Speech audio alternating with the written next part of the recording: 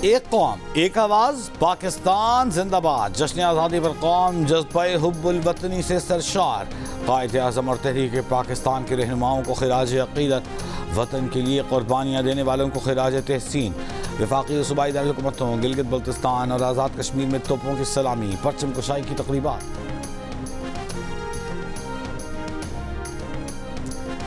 Petroleum dealers margin ₹1.34 فی letter بڑھانے کی سمری پر آج ECC میں غور ہوگا۔ اس وقت پیٹرولیم مصنوعات پر ₹8.64 فی لیٹر ڈیلرز مارجن وصول کیا جا رہا ہے۔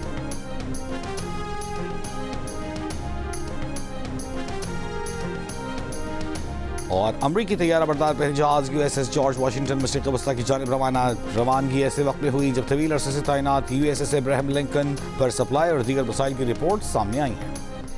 ایرانی صدر مسعود پزشکیان کا یوم آزادی پر پاکستانی قوم کی قربانیوں کو خراج تحسین۔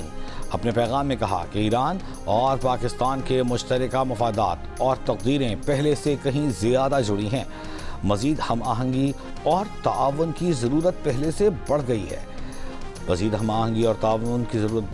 پاکستان کا یوم آزادی ایران پاکستان دیرینہ اور تصویراتی تعلقات کو مزید گہرا اور وسیع کرنے کا نیا موڑ ہے۔ پاکستان میں ایرانی سفیر نظامی مقدم نے کہا کہ ایران اور پاکستان کے درمیان روابط کے نئے دور کا آغاز ہوا ہے۔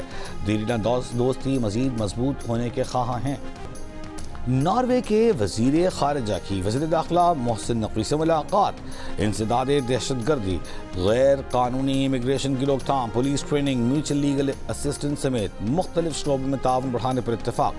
ملاقات میں افغانستان کی صورتحال اور وہاں موجود کالعدم تنظیموں کی سرگرمیوں کے حوالے سے بھی گفتگو۔ محسن نقوی کا کہنا تھا کہ افغانستان کی سرزمین پاکستان میں دہشت گردی کے لیے مسلسل استعمال ہو رہی ہے۔ پاکستان دنیا اور دہشت گردی کے درمیان دیوار بن کر کھڑا ہے۔ دہشت گردی کے مکمل خاتمے کے لیے سب کو مل کر کام کرنا ہوگا۔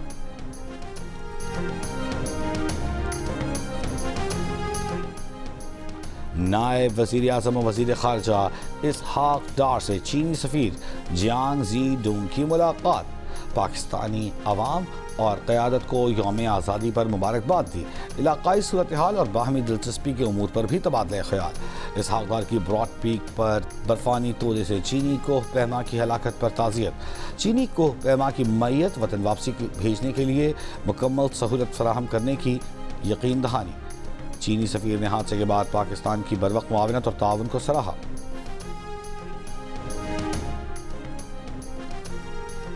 وزیر اعلیٰ پنجاب مریم نواز کا کہنا ہے کہ کئی دہائیوں کے بعد آج کچے کا علاقہ محفوظ جگہ بن گیا ہے۔ حقیقی ترقی وہی ہے جس میں ریاست کا کوئی فرد پیچھے نہ رہے۔ اگر کوئی یہ کہے کہ صرف لاہور کی طرف توجہ دی جا رہی ہے تو یہ غلط ہے۔ سیف سٹی اتھارٹی میں یوم آزادی کی تقریب سے خطاب وزیر اعلیٰ نے کہا پنجاب کے 43 شہروں کو سیف سٹی کیمراز کی مدد سے محفوظ بنایا گیا۔ آنے والی نسلوں کو بہتر اور محفوظ بنانا پاکستان دینا چاہتے ہیں۔ صوبے بنانے کی بحث پرانی ہے۔ اگر کسی کو ایڈونچر کرنا ہے تو وہ سندھ اسمبلی سے قرارداد پاس کروائے گا۔ ہم سندھ کی حفاظت کریں گے۔ وزیر اعلیٰ سندھ مراد علی شاہ کی مزار قائد پر میڈیا سے گفتگو۔ کہا ہم نہیں سمجھتے سیاست میں ناکام ہو گئے۔ گورنر سندھ نہال ہاشمی نے کہا پاکستان میں کاکروچ نہیں، ہم جینزی نہیں شاہین ہیں۔ جینزیز توڑ پھوڑ کرتے ہیں۔ فیلڈ مارشل نے بھارت کو ایسا دندان شکن جواب دیا کہ پوری دنیا ہمیں مان گئی۔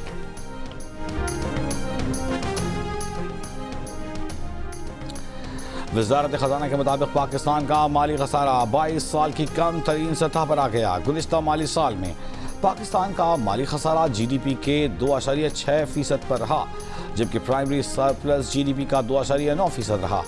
وزارت خزانہ کے مطابق گزشتہ سال دفاعی اخراجات میں 18% اضافہ جبکہ سبسڈیز میں 22% کمی ہوئی۔ جدہ میں سعودی ولی عہد محمد بن سلمان سے امریکی سینٹ کام کے کمانڈر ایڈمرل بریڈ کوپر کی ملاقات۔ دفاعی شعبے میں تعاون سے متعلق مختلف امور پر تبادلہ خیال۔ خطے میں کشیدگی میں کمی کے لیے جاری کوششوں اور علاقائی امن و سلامتی و استحکام کے فروغ کے لیے اقدامات پر بھی گفتگو۔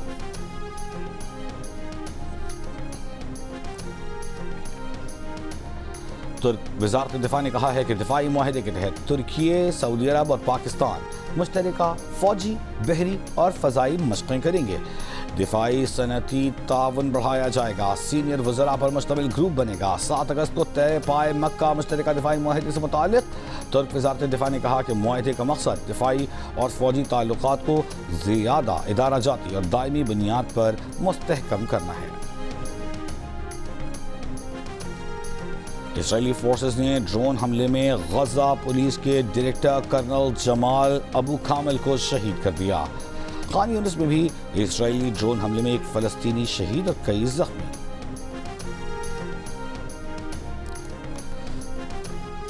لاہور اور شیخوپورہ پولیس نے مشترکہ کارروائی کے دوران 2 پولیس اہلکاروں کے قتل کے مرکزی ملزم ریحان بٹ اور فیاض بٹ کو ہلاک کر دیا۔ پولیس کے مطابق ملزمان نے بادامی باغ میں گزشتہ روز سب انسپکٹر عدیل اور کانسٹیبل اسد کو شہید کیا تھا۔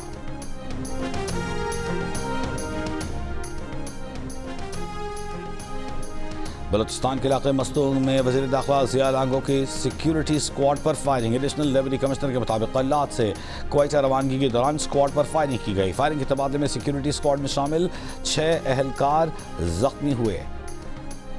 ضیاء لانگو کا کہنا ہے کہ بزدلانہ حملے سے حوصلے پست نہیں ہوں گے، انہیں پٹاخوں سے نہیں ڈرایا جا سکتا۔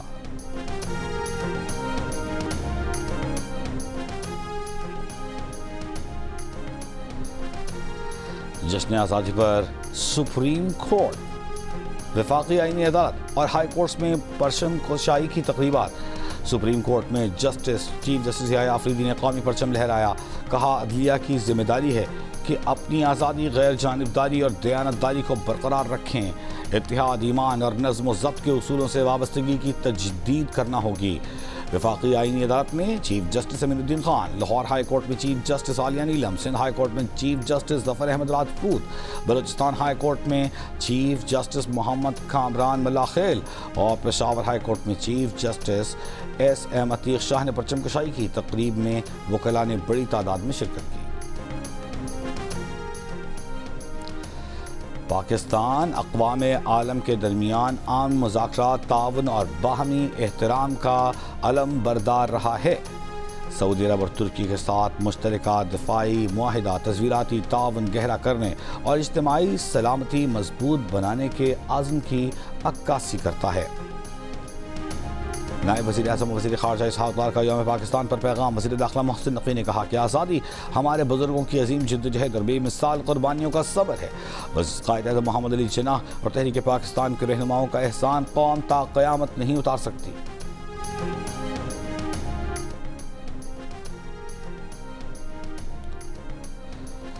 ملالہ یوسفزئی کی پاکستان کے 79ویں یوم آزادی پر مبارکباد۔ کہا پاکستان کی نوجوان نسل پاکستان کا مستقبل ہے۔ پاکستانی نوجوانوں کی بہترین تعلیم پاکستان کے روشن مستقبل کی ضامن ہے۔ جشن آزادی مبارک ہو۔ اور وسیم اور وقار یونس کے ہوتے ہوئے شعیب اختر نے ٹیم میں جگہ کیسے بنائی؟ بولنگ سپیڈ کی وجہ سے باہر کیوں بٹھایا گیا؟ شعیب اختر نے کرکٹ کیریئر میں کتنے پھڈے کیے؟ راولپنڈی ایکسپریس کو اپنا ریکارڈ ٹوٹنے کی خواہش کیوں؟ پروگرام ہنسنا منع ہے میں دیکھیے شعیب اختر کی کہانی خود ان کی زبانی جمعے اور ہفتے کی رات 11 بجے جیو نیوز پر۔